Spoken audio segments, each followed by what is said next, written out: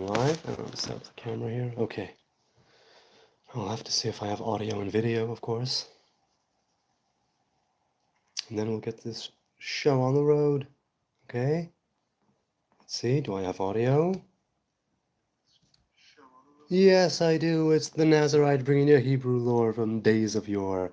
It's Saturday night. I'm so happy to be here.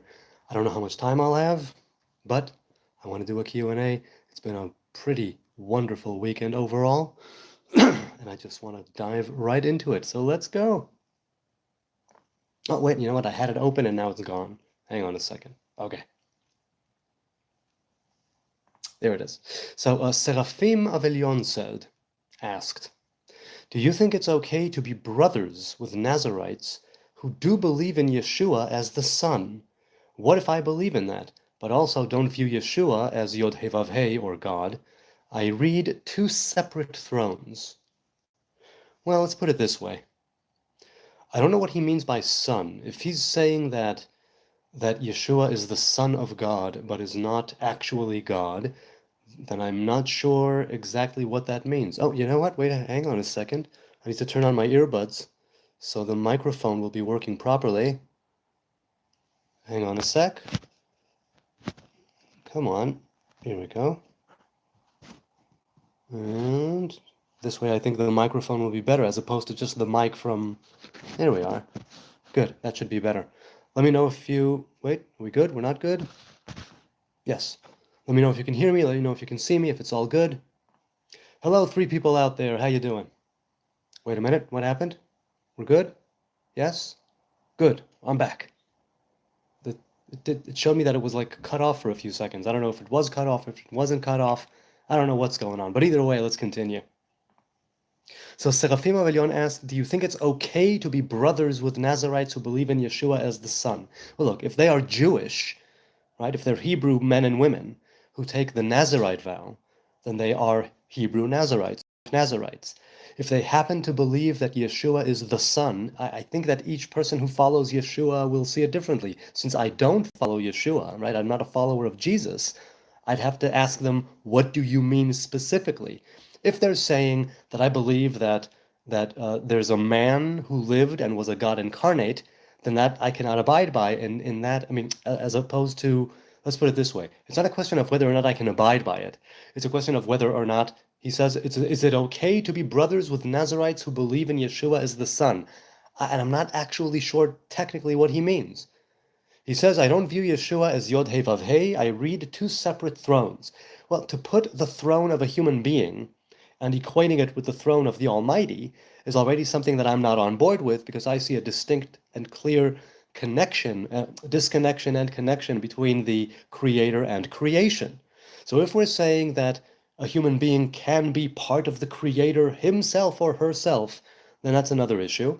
If we're talking about equating them and saying that they are the same, that's yet another issue. To simply believe that there was such a person and to see him as a son of God, that pertains to, it really does depend on what that specific individual is talking about.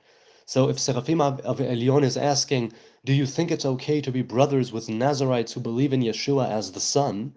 That would definitely depend on that particular, right, on a case-by-case basis. Cranchberry said, how do people believe Jesus, was led astray later in life? I have not heard of this. So in the Talmud, and in other sources, perhaps, but I think it's mainly the Talmud. If you go with the Orthodox tradition, there's an opinion in the Talmud that says, and it's not exactly clear if it is the actual Christian Jesus or not, that there was a person named Yeshua, or Yeshu, who was a student of Rabbi Yehoshua ben Parachia, who was a Second Temple era sage. Pardon. And that he and his master were staying at an inn, and his master, Rabbi Yehoshua, said, wow, what a lovely inn this is. And then Yeshu said, but master, her eyes are crooked, something like that, meaning that he was talking about the inn, and Yeshua, or Yeshu, was talking about the lady who was running the inn. And then there was kind of a falling out between them. And then when Yeshu came to apologize to his master would not receive the apology. I think it happened once or twice, And then finally, when actually his master was going to forgive him, he was in the middle of reciting the silent prayer and meditation of the Amidah. And because of that, he could not answer his disciple, his pupil, when he showed up to ask for forgiveness again. And when Yeshua was denied forgiveness a third time, I think that's how the story goes, he basically said, screw it, to hell with it, and he put up a sigil of the moon, bowed down to it, something along those lines, all right, and just went astray. And this is why there is an opinion in the Talmud that says that Jesus is in the Hebrew equivalent of hell, though there is no precise hell, but in that Hebrew equivalent, burning in, sitting in boiling excrement, right? Burning in boiling excrement. Now, I don't quite subscribe to that idea, though I do understand why the sages of the Talmud would say such a thing. The Talmud was canonized a few centuries after the destruction of the temple, at a time when Christianity was really, really coming into itself in earnest, at a time right where about the Roman Empire was about to convert or already had converted with Emperor Constantine. The actual timeline escapes me right now, but it's around that area, around that time. So whether it was Rome who was persecuting Christians or Rome that later that became already Christian, I don't know. But the point is that I can understand why the sages of the Talmud were interested in keeping people away from Christianity. Because if you're saying that it started off just as a branch of the Hebrew faith that believed that a certain man was Messiah, there's nothing wrong with that. Many different sects or groups believed that this person or that person could be a Messiah. Nothing wrong with that. When you say that he is a God incarnate, that already changes everything. That's where we draw the line in many cases. Christianity that came after the time of Jesus warped the Torah even more, going quite against certain commandments, nullifying a covenant, nullifying maybe several covenants and different commandments, and that the rabbis, the sages, the scribes, the Orthodox faith, the rabbinic faith that was emerging could not abide by that. So I can understand why people in the third or fourth century who wrote down the Talmud, and again, it was written down because of exile and destruction, not because it was supposed to happen, but because it was happening out of necessity. Either way, they write there certain things about Yeshua HaNotzri in order to, if it is indeed that very same Jesus, and it's not even quite clear according to the researchers and the academics who are, the historians or whatnot who actually know what they're talking about, or who are researching it at any rate, it's not exactly clear that that was that person that the Christians speak of as Messiah, Lord, Savior, Son of God, Lamb of God, and so on. But, so yes, some do believe that Jesus was a very prominent sage, but was later led astray in life. So Cranchberry, that's what that's about. Okay, let's go to the chat. Different Yeshua, says Meishariel. Hi, good Shabbos, Meishariel. Can you lick your taint for me, says Tom Welsh. I'm not that limber. Maybe in my youth, I doubt I could do it even then. That is like way, way, way down there. So no, I'm sorry. Unfortunately, I cannot lick my taint for you, Tom Welsh. I doubt that it could also abide by YouTube's guidelines and, so sorry, I can't do it. I can't do it physically, and I don't think I can do it according to YouTube's guidelines. But maybe at a different point in life, under a different platform, maybe I could lick my taint for you. I dare say that sounds like a lovely little thing to do, but unfortunately I can't do it right now. The question is not can I do it, the question is can you do it? People out there, those of you who are flexible, can you lick your taint for Tom Welsh? I think he'd love to know. Please explain the meaning of Amen, says Mr. D. Michael. The meaning of Amen means truth, or may it be so. Amen is also the Gematria numerical value of 91. 91 is the numerical value of the name of the divine feminine presence and the divine masculine presence. And in saying Amen as a kind of answer or response to a blessing or to something that someone says, you're basically creating a unity, right, between the person who spoke and the person who answered. And in doing so, you're bringing together that divine feminine and masculine energy and bringing something new into creation. So whether it's you saying truth or whether it's you saying let it be so or may it be so, Amen also has to do with emunah, meaning faith. So it means all of those things together. Felonious thrust. What about the Talmud saying how it's okay to have sex with a 3-year-old and how goyim should be killed? Well, I don't subscribe to that. And also, you need to understand, as I've said countless times, the Talmud is, first of all, it was never meant to be written down. It was an oral tradition that was supposed to evolve and progress with society. It was written down out of necessity, exile, destruction, lest it all be forgotten. But when we're talking about debate, and when we're talking about making an argument for something, sometimes you will either erect a straw man or a steel man in order to buttress your case. You anchor it in text, in verses, in whatever it was, or something that someone said hundreds of years ago. And this is how you make your claim, and this is how you make your case. And sometimes people in the Talmud make a case using an extreme situation on both ends in order to come to a middle ground and a consensus. Because we must remember, the meaning of the Talmud, really, eventually, is also to derive rabbinic law and halacha from. So that's why certain cases were brought to an extreme in order to illustrate a point or to make a case against or for something. So I don't think all goyim should be killed, and I don't think it even says that in the Talmud. Please tell me where it says all goyim should be killed. That's just plain murder, and I don't think that's the case. As for sex with 3-year-olds, once again, even if we're saying that that was something that was permissible, let's say, or an idea that was permissible nearly 2,000 years ago, now it would not be permissible. And even I'm pretty sure at the time, it wasn't quite the way that things were done. So even if you would be betrothed to someone who was 3 years old, you would wait a long while before you could consummate the marriage physically. But again, what about it? That's what I'm saying about it. Okay. What is a Nazarite? Says forgotten Primarch. Primarch? Or Primarch? A Nazarite is a man or woman of the Hebrew tribes who have undertaken a Nazarite's vow, as is set out in the book of Numbers, chapter 6, and in the Samson Nazarite in Judges. Astonishing thanks, says Mr. D. Amen. Yes, Amen, Aleph Mem Nun, Amen, with a patach and a tzere. Are you a follower of Hasidic beliefs? Well, I'm not a Hasid myself, but I do enjoy Hasidism to some degree. Chabad has some very interesting teachings. Breslev definitely has many interesting teachings. So I mean, if I do, I'm not a follower, let's say. There are a couple of things that I follow quite religiously that you could say have their basis or newfound basis in the Hasidism of the last few hundred years. But then again, there's the Hasidism of old, right? And what Rabbi Nachman said, for instance, is that the Hasidism that he was bringing into the world is a new ancient path. It's new because he's the one bringing it in again, but it's ancient because he's relying on things of old, very ancient indeed. That's a lie. Girl can get her period at 8. So wait, I'm sorry. I don't know if you're talking to me, Steph B, or not. I'm not sure who you're talking to or if something else was going on in the chat, so I'm not sure how to reference that. Okay. Soon as the periods start, they wife them, says Steph B. Again, maybe that was the case. It wouldn't be the case now.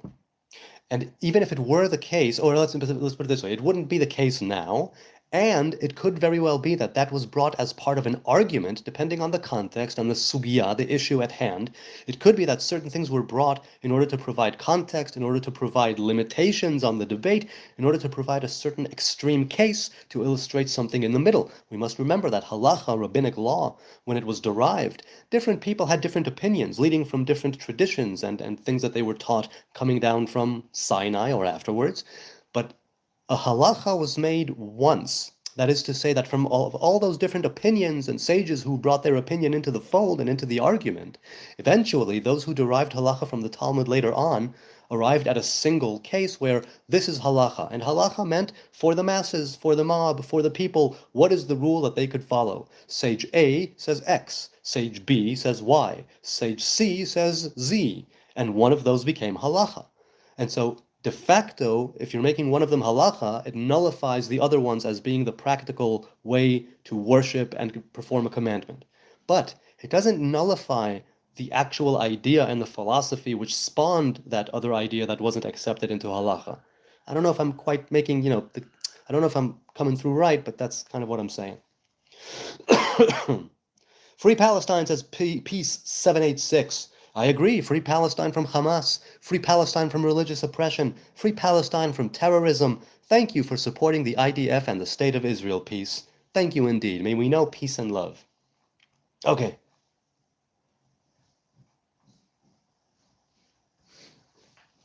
Looking backwards. Hey, nice to see you again, man. Is there anything said on the planets and galaxies? Is there room for life outside of Earth? And what would it mean if life outside of Earth was discovered? So, I mean, planets and galaxies, that's basically encompassed in the story of creation laid out in Genesis. Did you send me a time? Please do so. I did. Thank you. Is there room for life outside of Earth? I believe so. There's nothing that should, I mean, there's so many other planets out there. There's got to be a Goldilocks situation like we have here on Earth of just the right of distance from a near star, and to create life. Now, life doesn't necessarily mean life as we know it. We know that there are different ways in which, what does Jeff Goldblum say in Jurassic Park? Life finds a way. That's exactly what I'm saying. What it would mean, far be it for me to know what it would mean, okay, there's life on other planets. We're all part of the same universe, we're all part of the same multiverse, we're all part of the same multiverse of multiverses. It doesn't matter to me if there are life on 1,000 other planets, What matters is the here and now. And as of right now, as far as I know, as far as people tell me, the lowly citizen, the dumbass in the Middle East, we don't know of other life forms, right? Or sentient, intelligent life forms on other planets. Now, it could very well be that there's a lot going on, but we're basically not quite there yet, so we're being ignored in the universal conversation, but I have no idea. Live by the goop, die by the goop, says COD Revolution. So COD Revolution, do you mean Call of Duty or do you mean the fish? Either way, good for you. You go with that revolution. Now, which goop? Do you mean like mascara goop that you get in the corner of your eye? Do you mean goop like snot of different colors? Do you mean goop like saliva that when you wake up, you got... I mean, what kind of goop are we talking about? Yeah, live by the goop, die by the goop. I hear you. I hear you. I'm on board with all of that, man. All of it. For sure. Let's make Jerusalem Jewish and Christian again. We'll make it Christian afterwards. I don't know what you mean, Tutti Molti. I mean, Jerusalem is here. Look, Jerusalem belongs to the Creator. The entire land belongs to the Creator. Creation belongs to the Creator. If the Hebrew people follow the path, follow the way, follow the covenant and the commandments, then they can thrive here and stay here. And if they don't, they might get kicked out again. I have no idea. Time will tell. And it should belong to those who desire peace and love. And right now we have no temple, we have no ritually clean priests, Levites, and Israelites, and we have no kingship. So it's a little difficult to see what would go on. But right now there is a majority of Jews.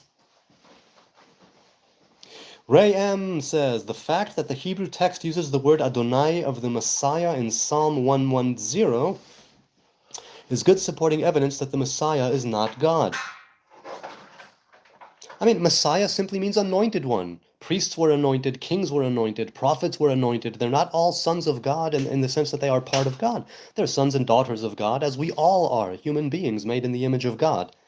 It's truly, truly the way that I see it. And I mean, Moses a couple of times warns the children of Israel, remember, you saw no image.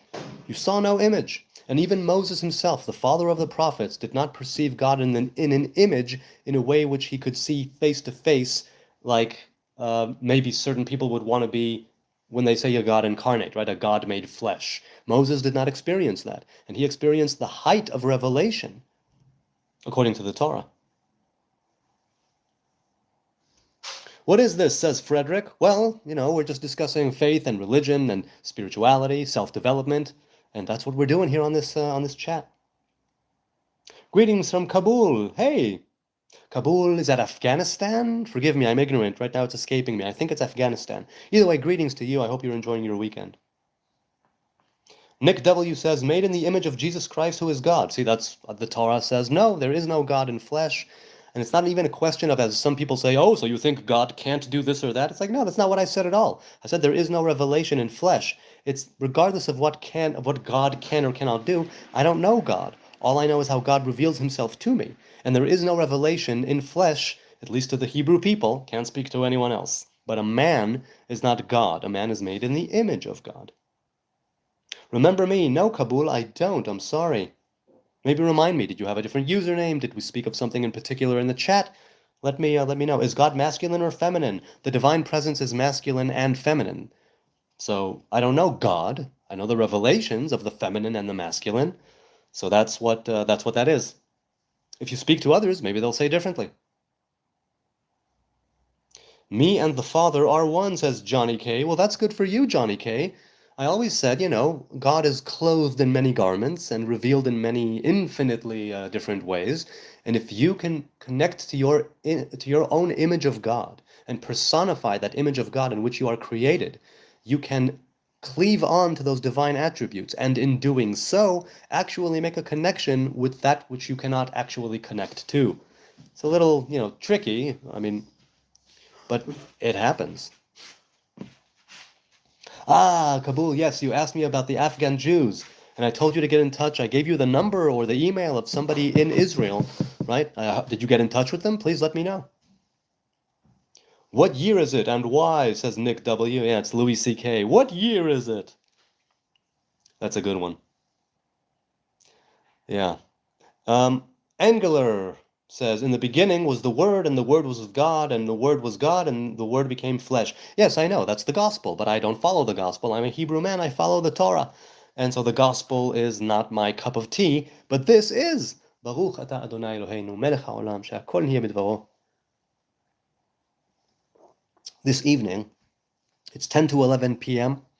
This evening I have a cup of Turkish apple tea, which is apple with a bit of vanilla, black tea with apple and a bit of vanilla.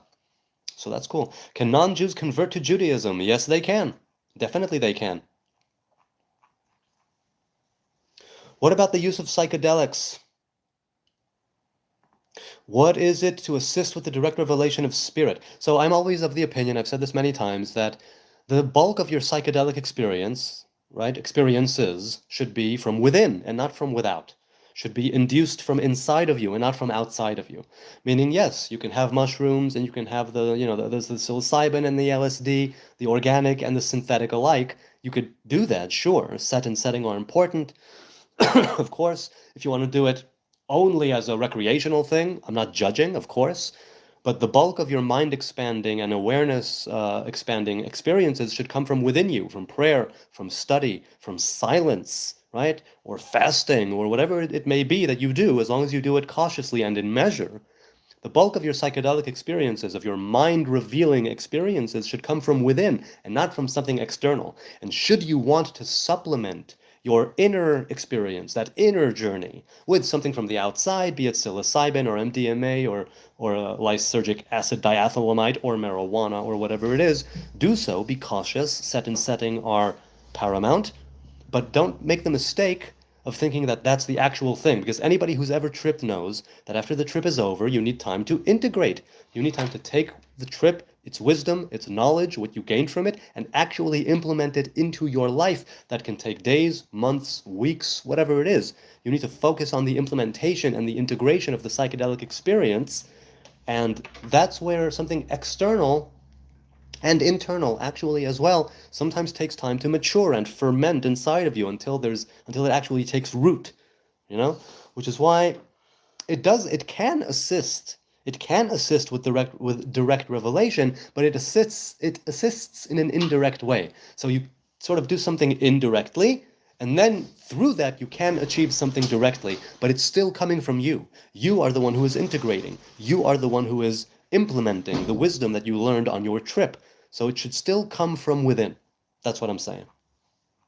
You mailed them and did not get an answer. I'm sorry, maybe try again.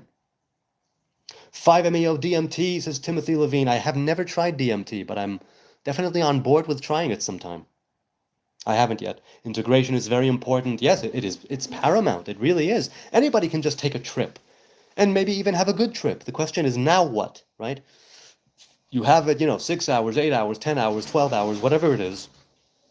And then the question is, what do you do with the wisdom and the knowledge that you gained? If indeed you gained anything, maybe you were just dancing. That's also gaining something. You could learn a lot through that ecstatic dancing. So, yeah, integration. Integration is where it comes down. You ever drop 2 tabs of 250 Universal LSD and listen to Pink Floyd? I don't think I've ever dropped that amount, but I have done that with Pink Floyd. I mean, there was a time when I was on LSD listening to Dark Side of the Moon, and talk about a revelation, huh? That was truly something. But usually, whenever I engage in psychedelics, it's more of a ritual, right? And I give it its proper time, I give it its proper place, and I do it with the people who count, and who matter to me, and I'm all about that. Again, not that I'm saying one should not engage in it recreationally. To each his and her own, of course. Do you want something? I don't know. I'm just rolling. I don't know, man. I don't know. I really don't. Okay. Are you Jewish? Says Histjul Honey Cow. Yes, or something like that. Yes, yes, I am. I am a Jew of the tribe of Levi and the kingdom of Judah. I took 850 universal units. Unbelievable. God told me to stop overthinking after I saw 1,000 images per second. It was like getting hit by a lightning bolt. Then I heard and felt a presence in the room. Yeah, you would after 850. My word, that must be my word, huh? See what I did there? That must be truly, truly something. Wow. Wow, I can't even imagine what that's like.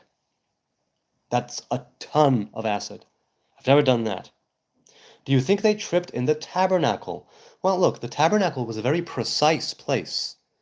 Now, there is the opinion that cannabis was one of the 11 herbs used in the incense. In the classic traditional incense that was in the tabernacle and later in the temple, there were 11 different herbs. One of them is called knebosem, or kinmanbesem, which they say is cannabis. Now, it's a dispute, right, among the researchers and the scholars and whatever. It's a dispute on whether or not it was cannabis. Also, they did find altars which were used for ritual worship, and they had residues of cannabis on them and around them.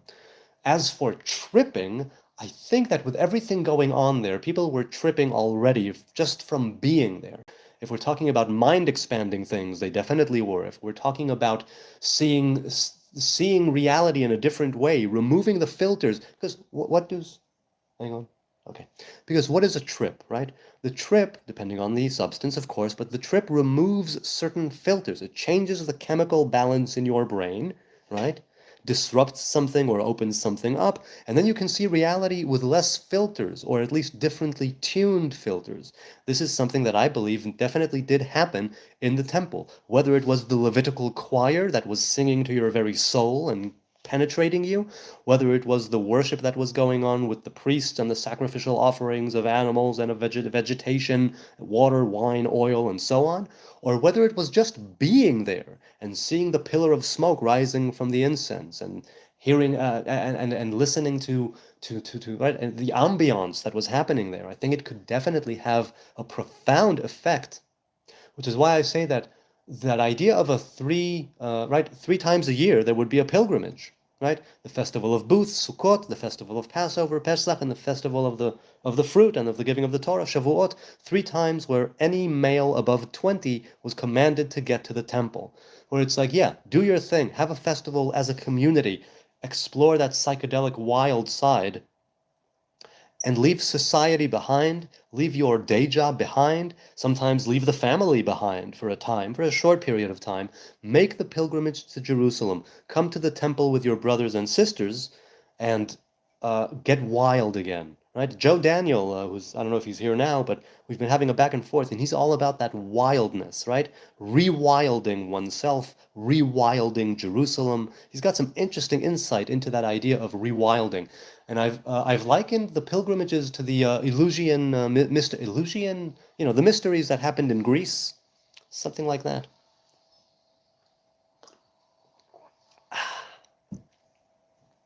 Let's continue.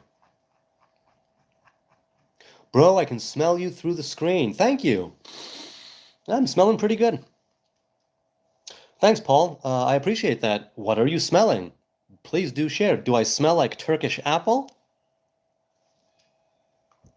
Not taking showers is not wild. Well, unfortunately for you, I do take showers.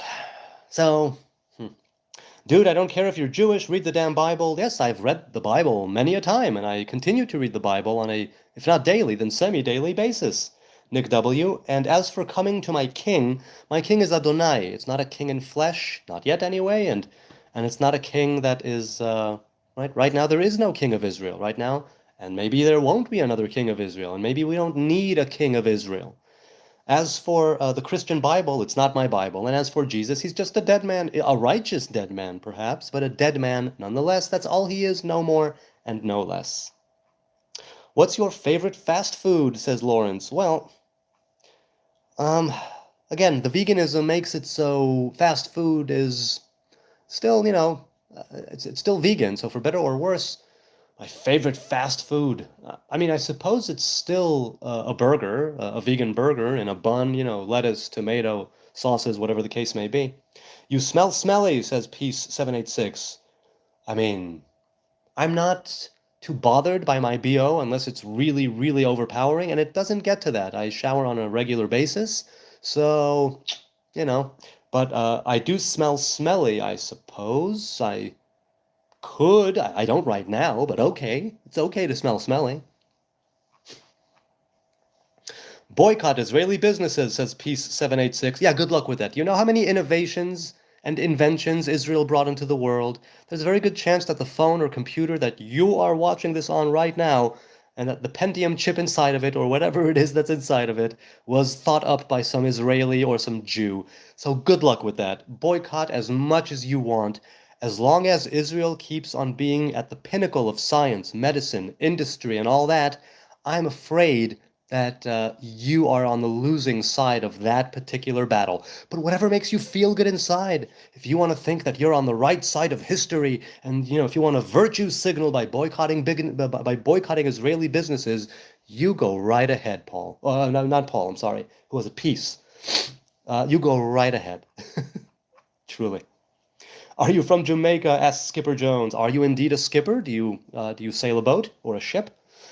Boycott Netanyahu. On that, we may be able to agree. But Israeli businesses, what have they done to you? No, I'm not from Jamaica. I am from Jerusalem.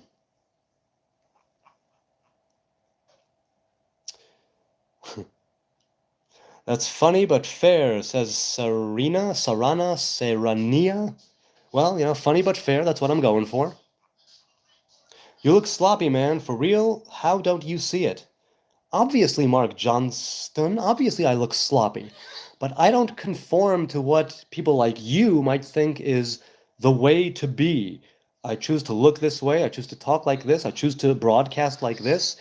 I seriously don't give a rat's ass what you or anyone else, definitely online, but also outside, in the real world. I could not care any less. Maybe I could. I could probably care less a little bit, but I definitely do not care what people think of me, what people say of me, how they perceive me. I have way too much going on to care what other people's opinions of me are. Definitely. I try not to listen too much to the boos and too much to the cheers either. I try not to be affected by either one. I try to keep it humble. I try to keep it real. I try to keep it in a place where I'm not affected too much, because you don't want to get high on your own supply, nor do you want to feel like everybody is judging you and take it to heart. So people who come in this chat and say, I look homeless, I need a shower, I need a shave, I'm smelly, I'm like, yes, please give it to me. I eat it all up. I eat it up because that's just more engagement for YouTube algorithms to see and go, hey, this guy is getting traction. Let's send more viewers his way. So I thank the people who are here, whether they are trolls, whether they are haters, whether they are genocidal maniacs, whatever it is, as long as they don't engage in actual violence, as long as they're just paka-ing, and as the keyboard warriors that they are, it's all well and good. Get all the vile hate, all the vitriol, all the bile from outside of you. Maybe you'll make a vessel. Something good will come from you extricating all of the wickedness and the evil tongue from out of you. Bug Rack says, bro, will you care about my comments and answer, please? Well, listen, I would. The chat is going fairly rapidly. I can't stop and read every single one. I used to do that, by the way, but in the last 2 weeks, it's been going crazy. The chat, thank God for that. So I can't address every single question.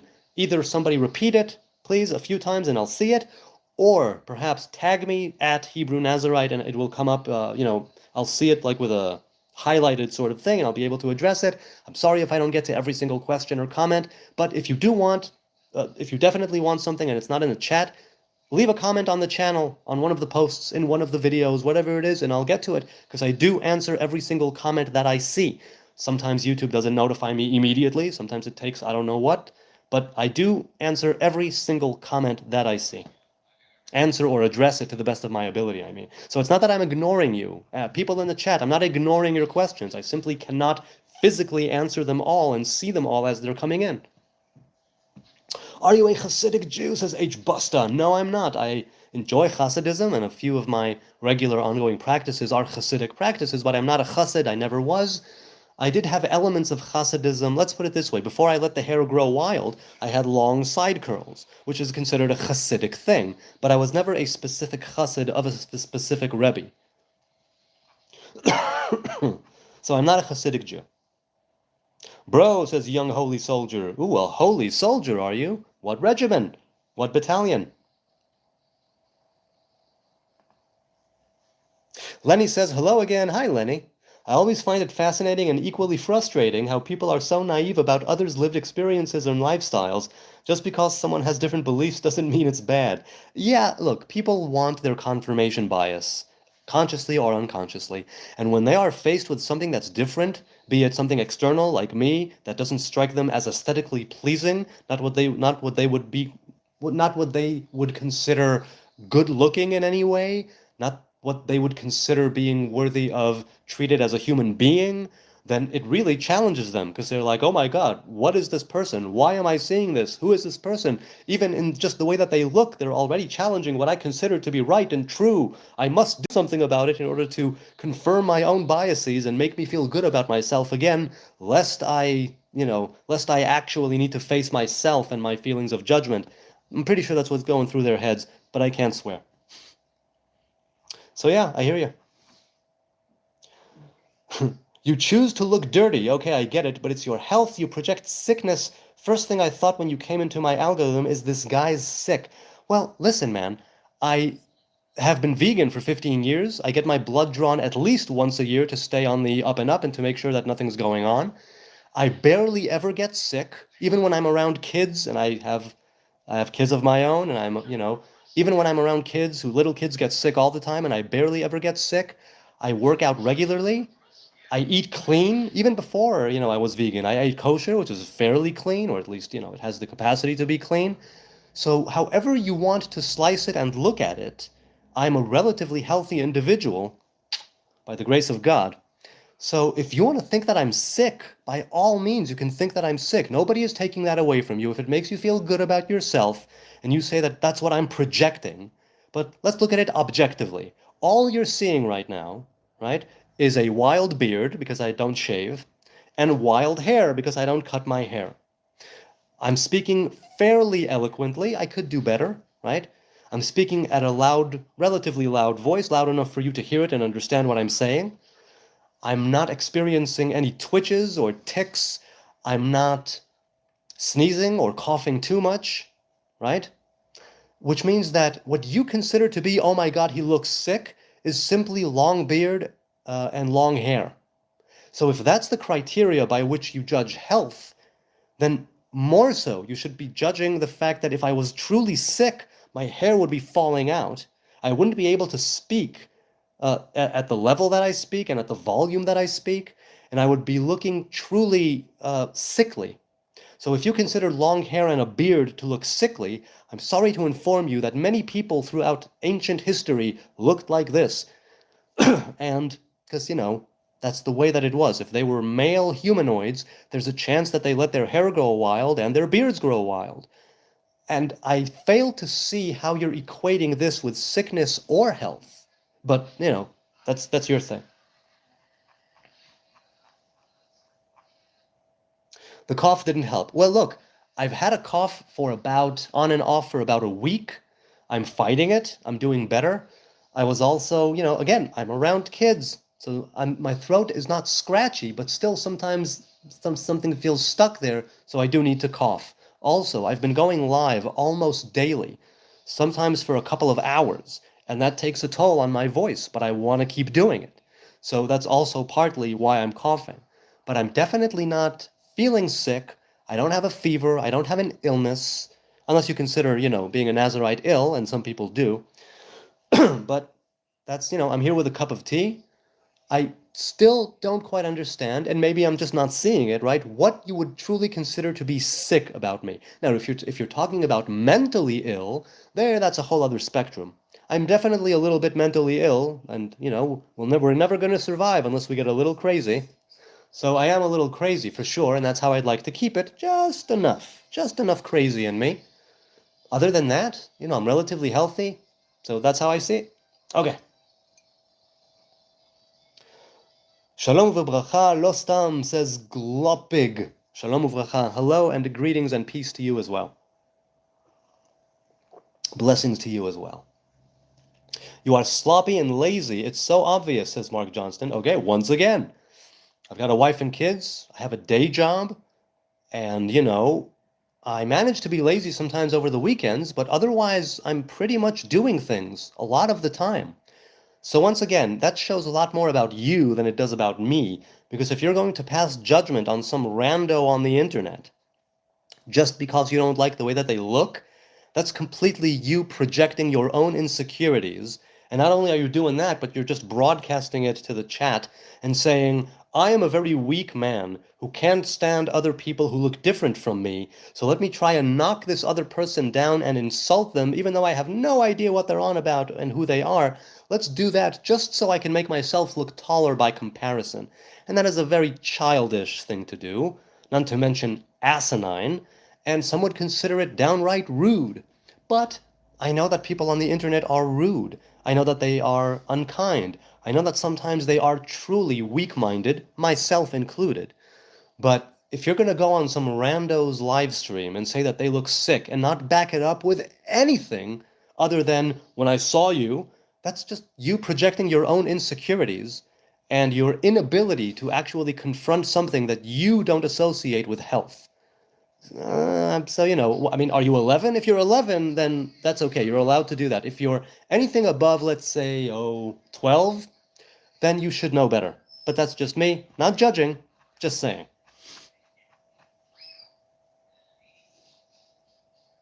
Sajda says, does your religion think they are a superior race? No, it does not. Some people in the religion may think so, but no, definitely not. Just curious, and what's your opinion on Palestine situation? I believe we need peace. That's the situation that we need.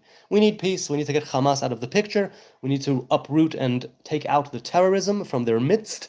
Then we can make peace with the innocent people there.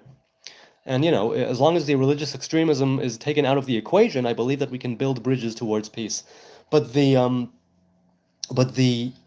religious extremism and the corrupt leadership of the Palestinians is making it very, very difficult to make peace because there's no actual partner. Despite all of Israel's sincere and honest attempts to make peace throughout the many years of its existence, the only thing that eventually ever brought peace was war. It's true with Jordan, it's true with Egypt, it will be true with any of the enemies who come up against us. Okay.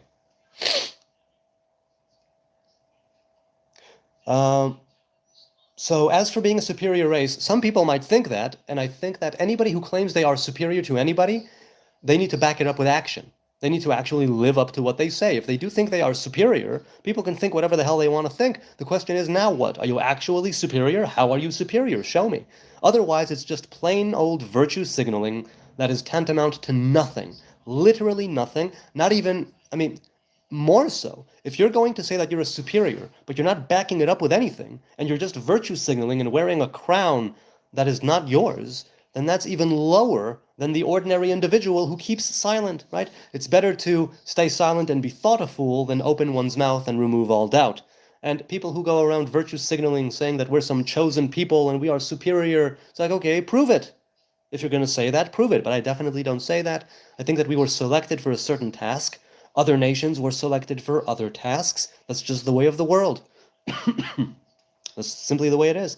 So the religion, some people within the religion might think they are superior. By all means, people can think what they want.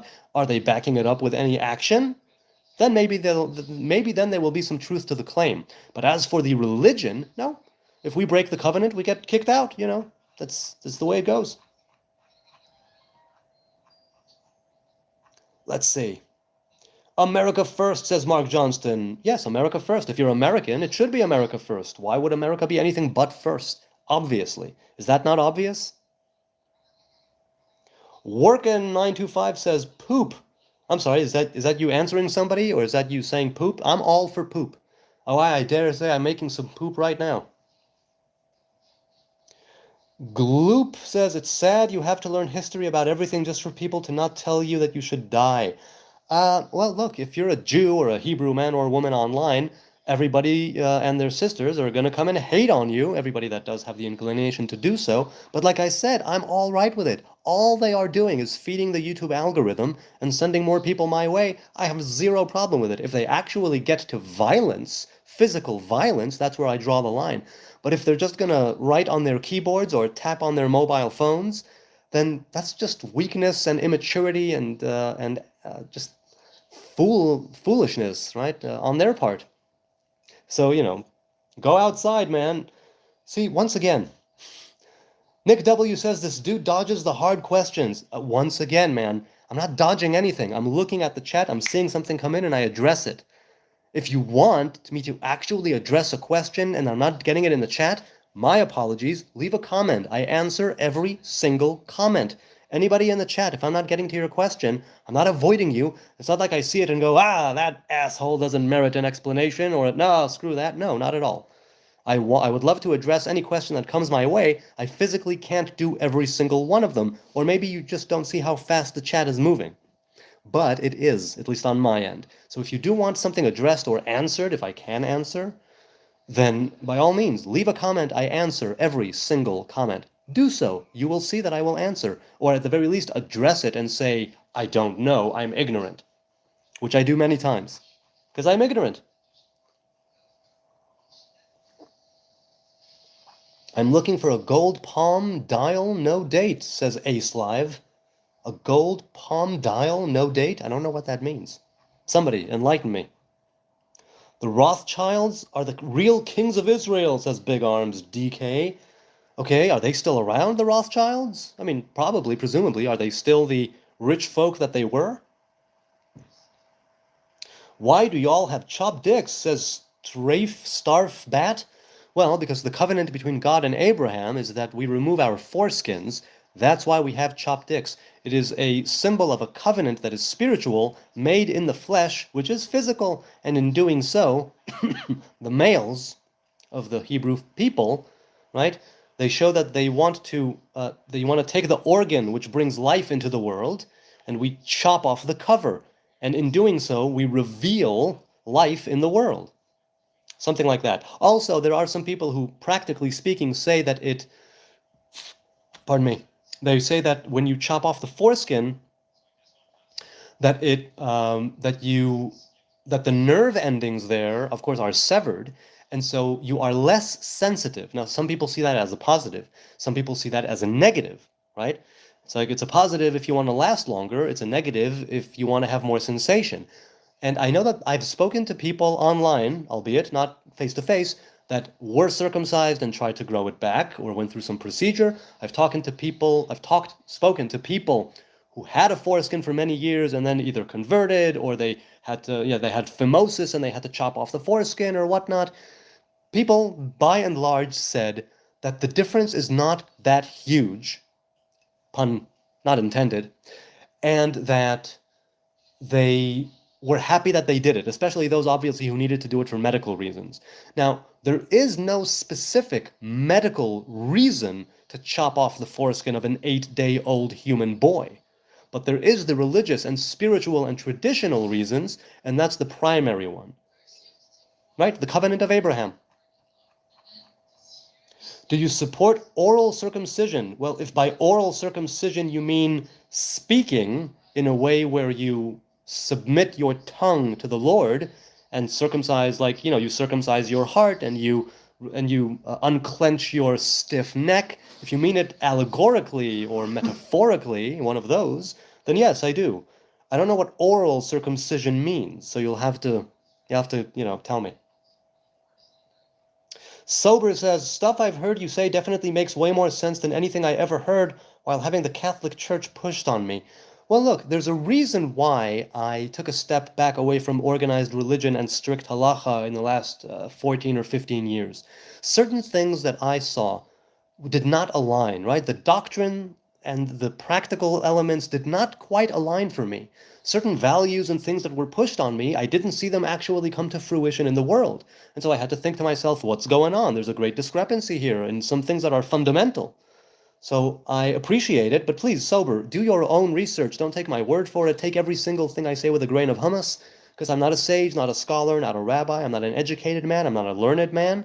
So really, take what I say, roll with it, and find out for yourself, because eventually it's you who need to live this life, and I need to live mine. Hello, are there any mentions of cats in the Torah? Says 6L Eru. Are there any mentions of cats? I mean,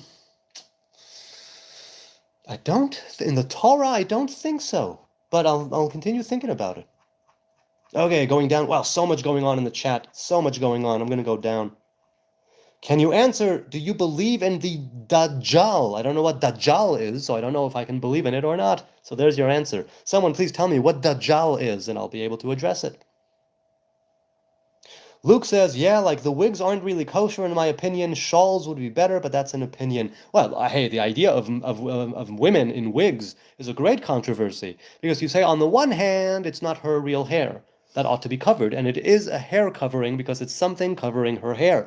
On the other hand, the hair that she is covered with, the wig, sometimes looks a lot more beautiful than her actual hair.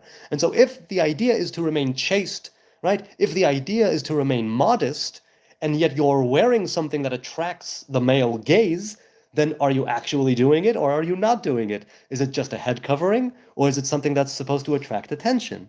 And so there's a great controversy on the idea of the of the head covering versus the wig. For the first few years of our marriage, my woman wore a kerchief. And then she stopped wearing it altogether. She felt that it did not align with her. So she hasn't worn a head covering in, I mean, it must be like 18 or 17 years. And when she did, when she said, you know, I'm not going to wear a head covering anymore, I don't feel like it's actually me, I said, you do you. If you don't want to cover your hair, don't cover your hair. Do what's right for you. Show us your Rolex collection. I actually don't wear a watch. The last watch that I wore regularly was a Ministry of Silly Walks watch, right, with John Cleese's character walking, and it's the two arms showing the minutes, the two hands, right, the two arms being the minute and the hours. I still have it somewhere. I need to replace the battery. And there is a wall clock right there. I'm looking at it right now of the Ministry of Silly Walks, which I love. So I don't have a Rolex collection. I've never bought a Rolex. I'm not interested in buying a Rolex. I think that, you know, it's nice to have a nice watch. A Rolex might be taking it a step too far. You look like the final boss of the Fish parking lot, says Big Dip. You know, Fish is a band that maybe I need to see them live, but I didn't truly get into them as a jam band. I mean, look, I like the Grateful Dead. People told me, oh, you like the Dead? You must like Fish. Definitely listen to Fish. Now, maybe I didn't listen to enough. Maybe I didn't listen to the good bootlegs. Or maybe for some reason, it just didn't sit well with me. Maybe it will happen later in life. As for being the final boss of the Fish parking lot, thanks, I'll take it. 'Tis only a flesh wound, says Noda. Yes, indeed. What do you feel about India and Hinduism? Well, I'm a fan of vegetarianism, and I've read some of the Vedas that I really connected with, but I don't have, look, I know that it's a polytheistic faith and religion, so I think that there's a lot to it, but I don't know enough to truly have a good opinion, right? I know that it's not a Hebrew thing because there's more than one avatar or more than one God, and that's something that goes against the Torah. But there is a lot of wisdom there, definitely a lot of wisdom. I also practiced yoga, sort of a kosher Hebrew yoga, for a year when I was 19, 18, 19, and that was very, very good. So I can appreciate those things. But as for a faith, I just, how I feel about it, neither here nor there. Like I said, I'm a fan of vegetarianism. I'm a fan of some of the Vedas that I've read. I think that there's a lot of wisdom in the Hindu, especially with Ayurvedic medicine, you know, where it's like the Rambam said, Maimonides, right? Let your food be thy medicine. So certain foods and certain practices, and you align the body and the mind and the spirit and all of that coming together. There's a very Hebrew element to that too, right? All these ancient faiths and ancient civilizations, they knew something about the mind-body-soul connection. So Hinduism, as far as I'm concerned, is one of those. So in that sense, I feel that it's awesome. As a faith, it's just not my cup of tea. Do you smoke the ganja? Says Cypher. No, I don't. I used to, but I quit, and it's a good thing that I quit. I'm happy that I did. I had it. I smoked for a good while. Not a bunch. Didn't walk around stoned all day. A hit or two before bed. That's something I love to do. No, and I quit. So I don't smoke the ganja, but I'm not against it. Cannabis has many uses: medicinal, industrial, recreational, psychedelic, spiritual, whatever it is. Just don't overdo it. Be a functional stoner. Don't be a non-functioning pothead, because that's abusing the plant. And it is a sacred plant. It should be used with caution, with set and setting, right? Again, being primary. That's what I feel about it. Once again, no judgment, but that's what I feel about it. Okay, let's continue. Jabibi says, do you accept the word of the Talmud? People keep asking this. People, the Talmud is a series of debates, myths, legend, folklore, and it's where halacha, rabbinic law, is derived from. It's not some book of laws. There are no laws in the Talmud. It's part of where law is derived from, and it's not the only source as well. It was a book that wasn't even supposed to be a book. It was canonized and written down out of necessity, war, destruction, death, and exile. People make the Talmud into this major thing. Now, it's good if you want to train your mind for debate. It's good if you want to train your mind, and see where halacha is derived from and how it went down. But I think that for people who are in the chat who don't know the Talmud, who are asking me about it, I really don't think it's cracked up. It's all it's cracked up to be as far as they're concerned. It really is very straightforward, a series of debates spanning hundreds of years, right? People bringing different verses and different things to anchor their arguments and this and that, and bringing what people had said hundreds of years before that in the Mishnah. It's like, it's just a series of debates, myth, folklore, and legend, in order to derive halacha from, and it was supposed to be passed down orally. It was supposed to evolve. It was supposed to progress with society. And then it was written down because of necessity, and then it got stuck there. So there's no such thing as accepting the word of the Talmud. I think what you want to ask is, do you accept the word of rabbinic law, of halacha? So I used to adhere to it strictly, and in the past 14, 15 years or so, I took a step back from strict halacha, and I'm more of a free agent in that sense. There are plenty of halachas that I still keep religiously, and some of them I don't, because I know a thing or two about the way that they arrived at the halacha from studying Mishnah, from studying Gemara, Talmud, right, Babylonian and Jerusalem alike. Like I said, I'm not a scholar, I'm not a sage. There's plenty that I don't know. But from what I do know, I've based my opinions and my way of life. So, people, you can stop asking about the Talmud. It's not all it's cracked up to be, I think. It's definitely not what you're making of it. Truly. I mean, I say this with great, love and affection. Let's continue. Oral Torah is Talmud. No, you are mistaken. Hi, Vay, nice to see you again. No, oral Torah is supposed to be oral. The Talmud was written down. The Talmud itself is just an interpretation and what would it be? An extension, let's say, of the Mishnah, which was written down after the fall of the Second Temple. And that in itself was not supposed to be written down, but Rabbi Yehuda Nasi felt that it would be forgotten. So that's wrong. It's partly where halacha is derived from, but not all of oral Torah is Talmud, and not all of Talmud is oral Torah, in the sense that it has to do with with the law. A lot of it are things that don't necessarily have to do with the law and with halacha, which is derived. But that is the primary, I think, the primary aim of the Talmud is to bring the different debates and the different opinions. Afterwards, the people who came later were able to derive halacha from those debates, according to the ways in which halacha is derived and in which the Torah is in which law and rule of law is extricated from within the Torah. Each of these things have their own regulations and rules on how you go about it. You can't just come and interpret any verse however you want willy-nilly according to the Orthodox faith. But again, the rabbinic faith, the rabbinic law, the rabbinic traditions are one of several.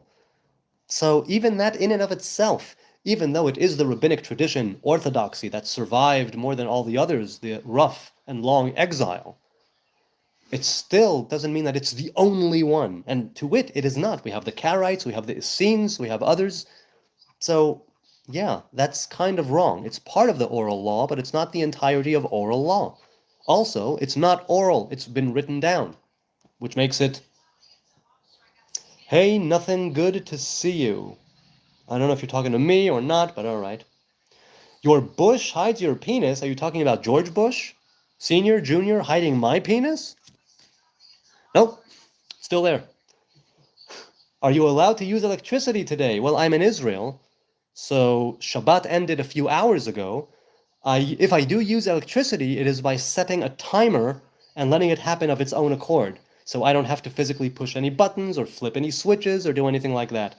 Now, when electricity first was introduced into mainstream society, it was indeed a debate on whether or not it constitutes a desecration of the Shabbos. And because the Shabbos is such an important and unique covenant, they decided to go with what's stricter and outlaw the use of electricity on Shabbos. However, there was the opinion that electricity, as like a force in and of itself, right? The electromagnetic force is one of the four forces in the universe. And so there was the question there. It wasn't so straightforward that electricity is not allowed. And since Shabbat is a very important covenant, they decided to be stricter, which means that you can set in advance what's called a Shabbos clock, right, with the lights or with a hot plate to warm up your food, and then there's no human contact. It simply happens of its own accord. So you're not breaking the Shabbos. So in a way, you're using the electrical appliance, but you're not actually turning it on, turning it off. That already is being determined by the Shabbos clock, right, by the timer.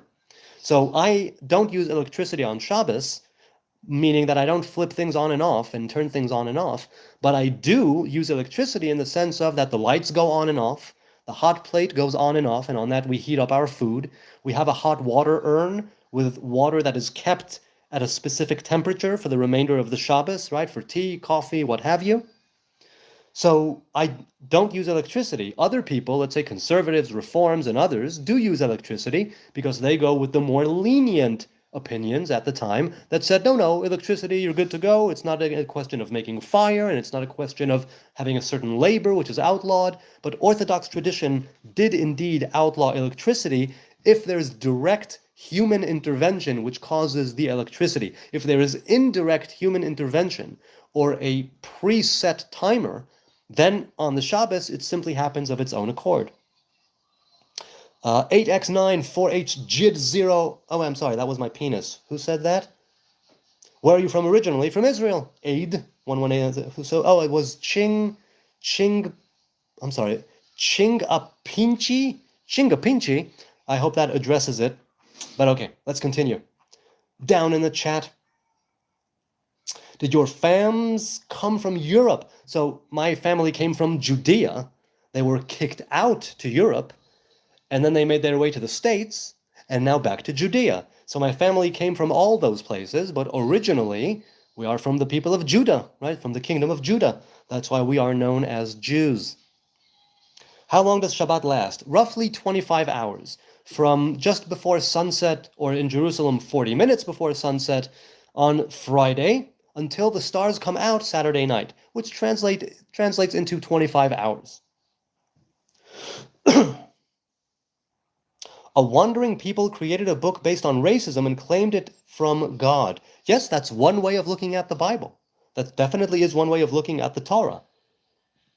I'm not saying you're wrong, okay? I'm saying that you can see racism in the Bible. You can see racism in Torah. It's part of the nature of human beings. The question is that what you're putting your effort and your focus on?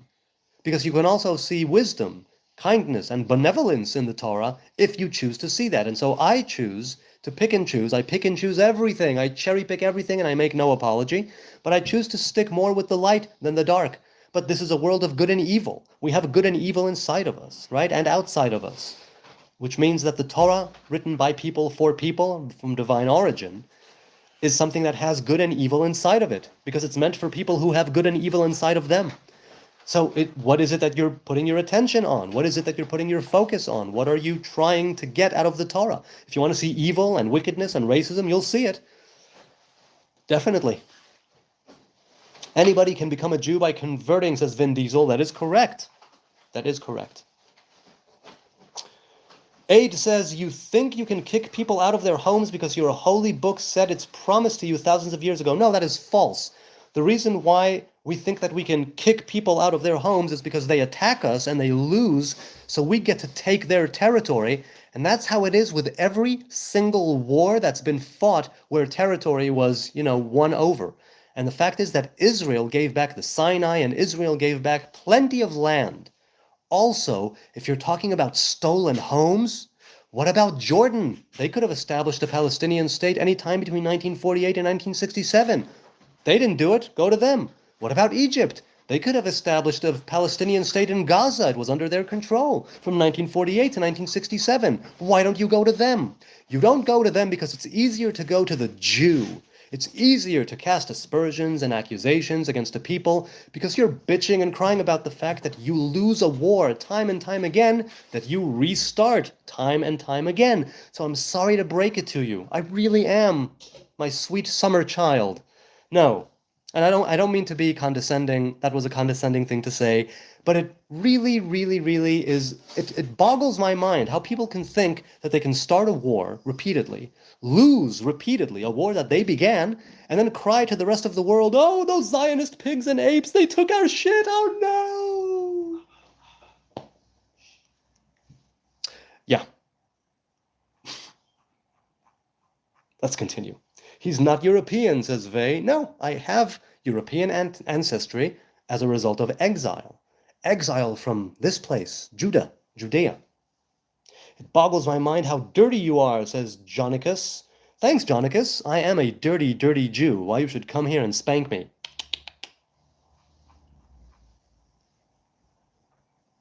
You are a mixed mutt. Okay, cool. You look very inbred. I can't say that I am or not. I don't think that I am. But once again, if you're simply saying that because I have a beard and long hair that I'm inbred, again, sorry to tell you, plenty of people look like me in all walks of life. So I think that the reason why you're saying I'm inbred is maybe because you're feeling kind of bad about yourself and you have a lot of muck and wickedness inside of your belly and you want to get it out. So you come to some rando's live stream and you spew it out on the screen and then you feel better about yourself. So go ahead, if that's what makes you feel good, by all means, continue feeling good about yourself. Are you a Rasta Jew? No, the Rastafari base their traditions, their Ital ways, on the Nazarite vow and on the Torah. They don't, some of them are Ethiopian Orthodox Christians, some of them follow Rastafari, His Imperial Majesty, right, as a God incarnate or the second coming of Jesus. So in that sense, no. But if you're going to call me a Rasta Jew, I don't worship Rastafari. He was a great king to his people, and he said a few very, very smart things. I've read some of his speeches, right? Rastafari Makonnen was a really, really interesting guy, right? He had ties to Israel as well. His Imperial Majesty Haile Selassie. Haile Selassie literally means might of the Trinity. Chayil Hashilush. Haile Selassie. And so I'm not a Rasta, but a lot of the opinions, let's say, of the non-militant Rastas, right, which is peace and love and clean eating and all of that, they come from the Torah, or at least in some ways come from the Torah. And their dreadlocks, they make a vow. The religious Rastas make a Nazarite's vow, and that's why they have dreadlocks, for the same reason that I have dreadlocks. So there is a connection between Jews and Rasta. Also, the Rastas say that they are the descendants of the Queen of Sheba and King Solomon of Judah. So there's a connection there too, if indeed that is the case. Okay.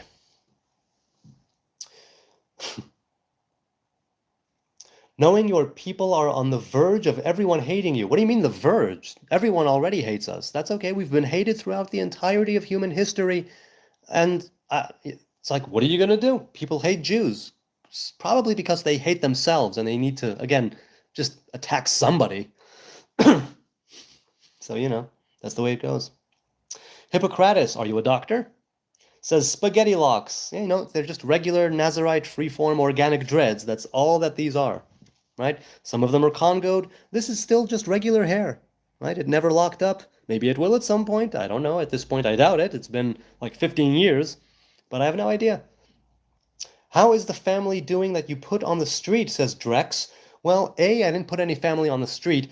B, there's a very good chance that this home is one that was won by a war that that family started. So they don't get to complain when they start a war and lose it. That's it. Maybe, if you don't continuously start wars with people who kick your ass, maybe then you won't need to complain. Maybe if you accept the fact that there are people here of different nations and faiths and religions, and you try to actually build bridges towards peace instead of saying convert or die and fighting some holy war in the guise of being the will of God, maybe there will be a chance. Otherwise, the wars will continue, unfortunately. And while I'm on that, may the war and bloodshed, every war, every bloodshed, may it all be taken away from the world right now, even at this moment that I'm speaking these words. May we have love, peace, kindness, justice. That's what we need in this world. No one wants you to convert, liar. I don't know if you're talking to me, Aid, but okay. Your existence as a state was by kicking people out. Wrong again, Aid. Read some history. Read some history. First of all, the persecution of the Jews well predates the state of Israel. Second of all, before the wars that the, again, Arabs and Muslims started, let's never forget that, before that, lands here were bought and paid for by Jews and by different foundations. So, again, you're wrong. Read the history objectively. Okay, objectively. I'm not even saying go to some Zionist sources. I'm saying read the objective history, and you will see that from the middle of the 19th century onward, there was an awakening, a socialist, secular awakening, mind you, not some religious fervor, militant, spiritual folk. No, just people who wanted to re-inhabit their ancestral land. And Jews come from Judea. Once again, I'm sorry to break it to you. The tribes of Israel come from the land of Israel. You see how that makes sense? Even you call us Yahud. That means Jew. Yehuda is Judah. But no, there's no connection, right? So,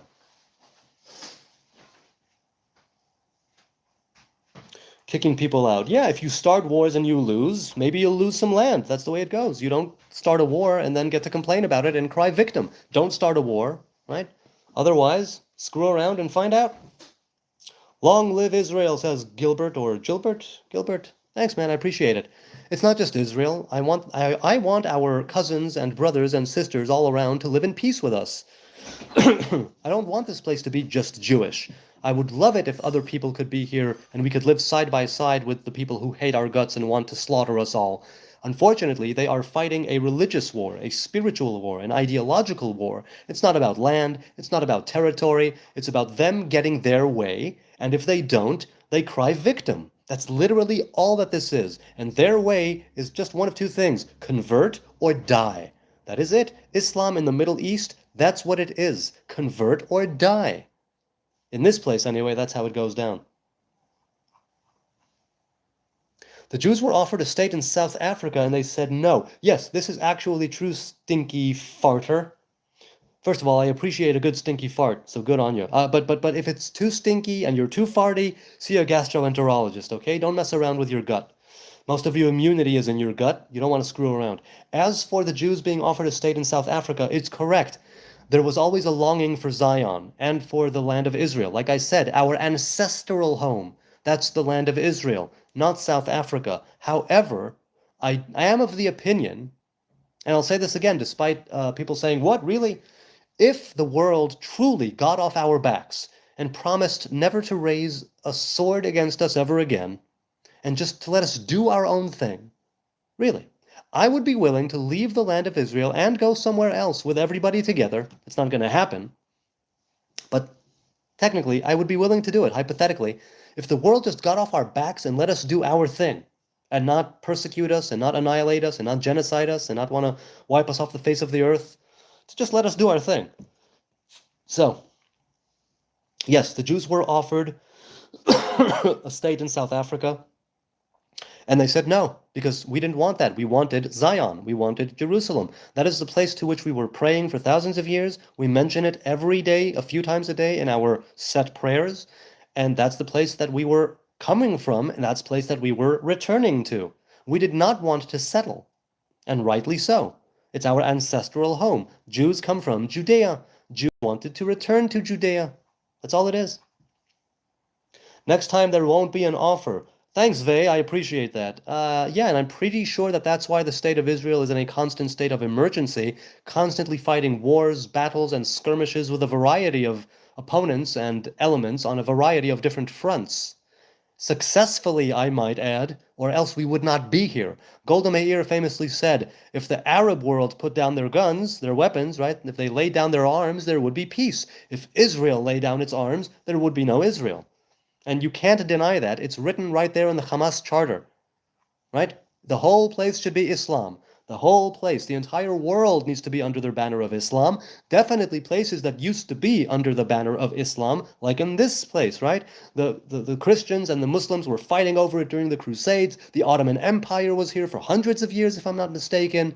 And then the British Mandate took over when the Ottoman Empire fell after World War I. The British Mandate took over. And by the way, with Jordan, they did the same thing. There was Transjordan. Why is nobody bitching and complaining about the fact that Jordan was given to the Hashemite kingdom? That had nothing to do with Jordan. I'll tell you why, because the Jews are not involved.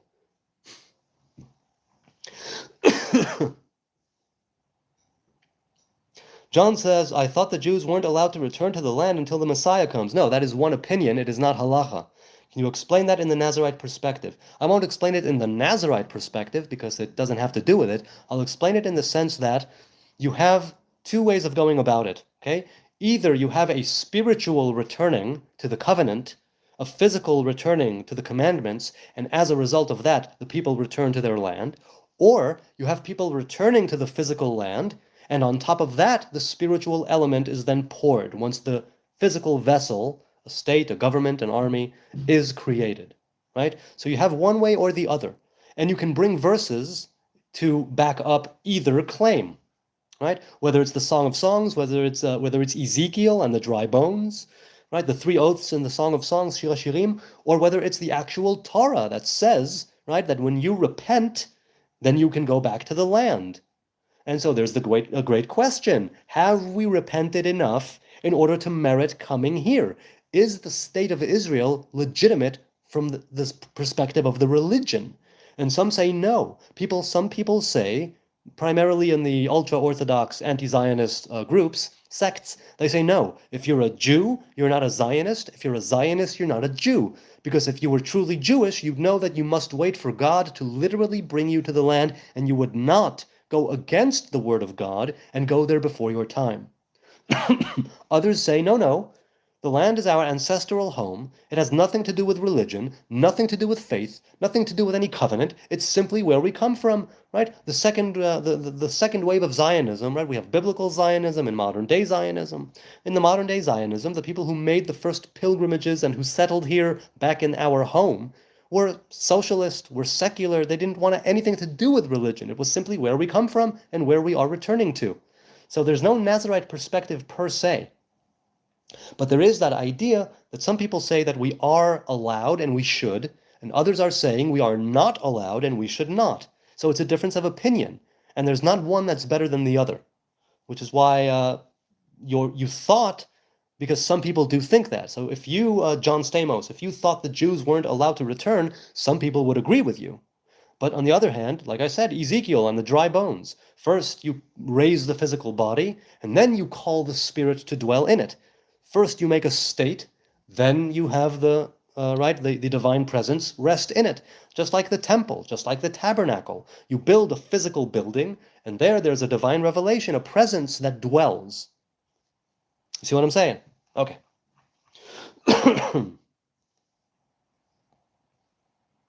8x9 says, my guy basically said focus on the positive side of slavery.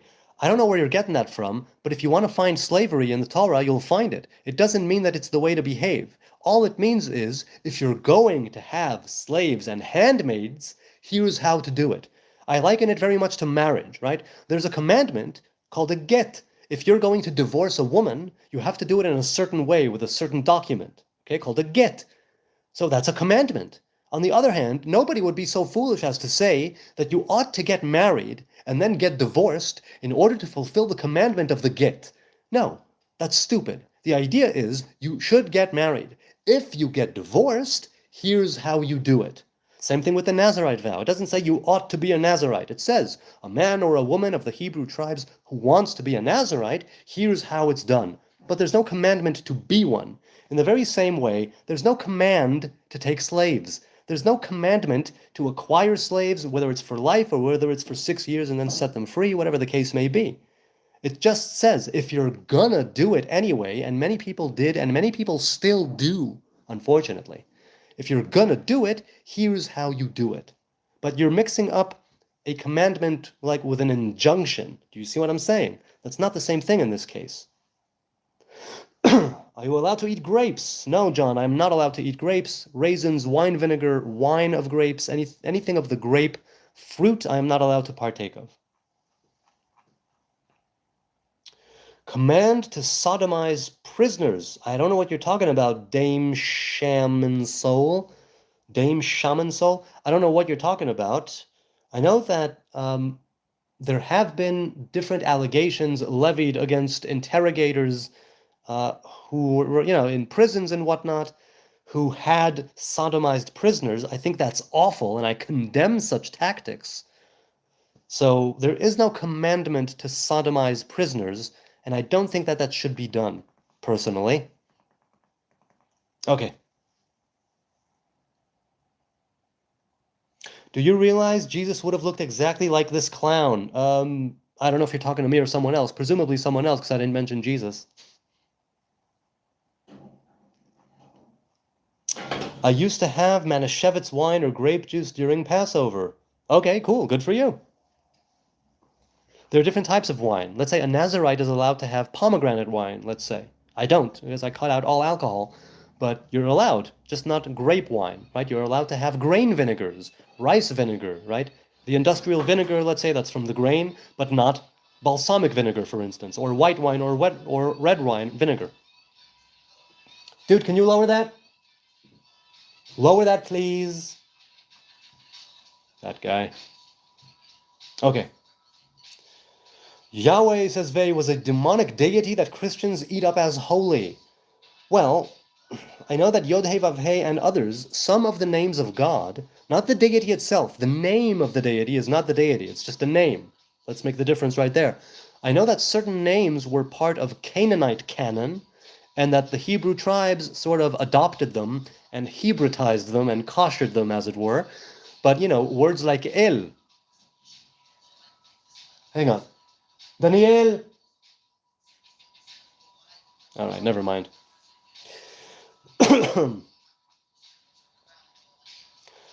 Dick says, I read that Jews came originally from today's Iraq.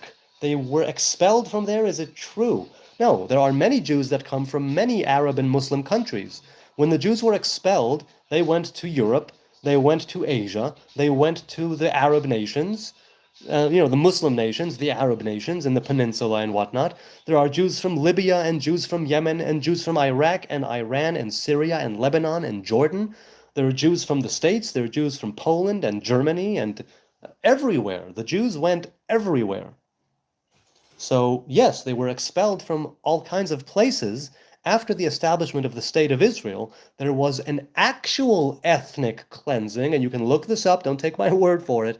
If you look at the population of Jews in Muslim countries before the establishment of the State of Israel, and then you look at the numbers of Jews after the establishment of the State of Israel in the years following, you will see that they were systematically persecuted, ethnically cleansed, and I use that term not loosely but precisely, ethnically, religiously cleansed from those places and kicked out, many times without any of their belongings, without any of their titles, without any of their money, without any of anything that they had acquired. So yes, the Jews didn't originally come from Iraq, but Abraham came from Ur-Kasdim. The place Ur-Kasdim, they say, those who actually study these matters, not me, say that Ur-Kasdim was somewhere in Mesopotamia, which is now Iraq.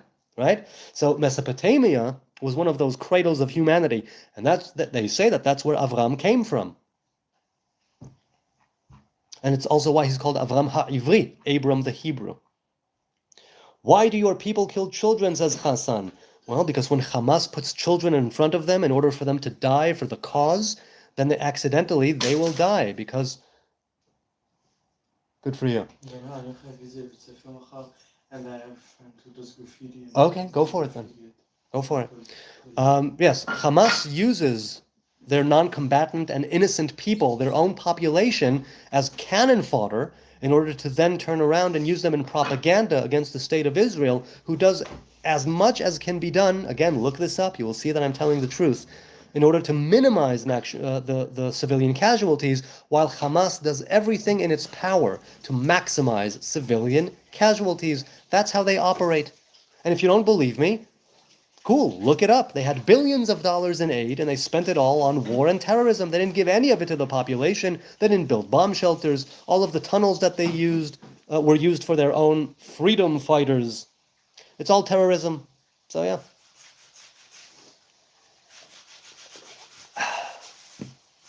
Let's see.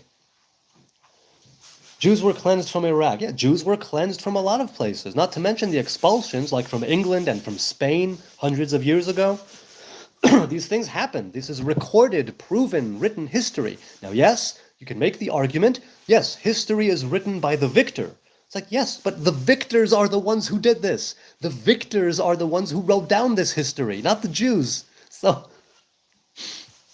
L'chaim says, quantum entangled gem. Is your family from Jerusalem, or did they migrate there? I mean, my family, again, when do you mean? My parents came from the States, and they came to Jerusalem. And me and my family were born in Jerusalem, and I'm raising my family in Jerusalem. And this is originally where we were from the land of Judah, from the kingdom of Judah, right, the land of Judea. LAL says, nah, bro, it's the IDF that are using human shields. It's been proven many times before this so-called war. Please, I would love it. Leave a comment, because I may not see it in the chat. Leave a comment, okay, with a source on the IDF using human shields. Please, because I've served in the IDF for many, many years, okay? I think I know more about the IDF than you do, albeit, just from my own simple, narrow point of view, but I've been in a couple of battle zones, let's put it this way, so I'm thinking maybe about this specific tidbit, you might be wrong. But you know what? Give me the source, leave a comment, not in the chat because I might not see it. Leave a comment on any video, whatever, I'll see it when I see it and I'll get to it. And I will completely and totally say, yes, I'm wrong. Now, if there are individual soldiers who did that of their own accord, maybe, because some people are psychos. But no, the IDF does not do that. Never has it ever done that. That is complete crap. But by all means, you think whatever you want to think. Give me a source. I'll be glad to read it. And I mean an objective source, something that we can both verify as objective, not some propaganda, be it Hasbara Zionist or, Muslim radical, whatever.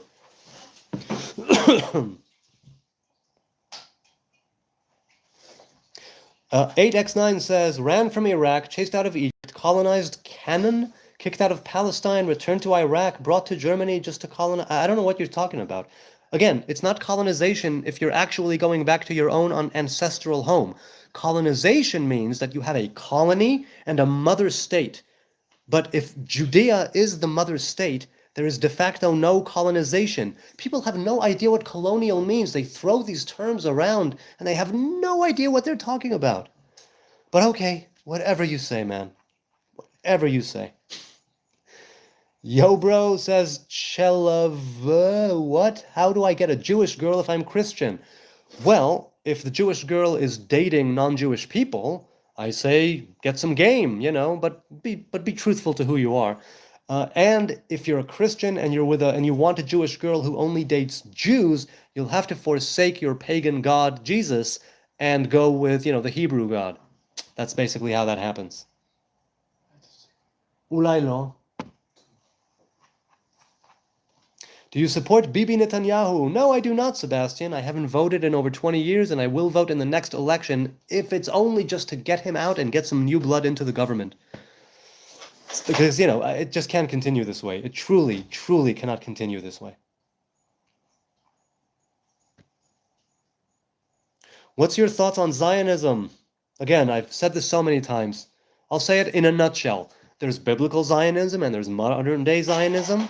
I am a fan of both of them, but I think that modern day Zionists, some of them, take the name of Zionism and do horrible things under the flag and banner of Zionism, and I condemn all of that.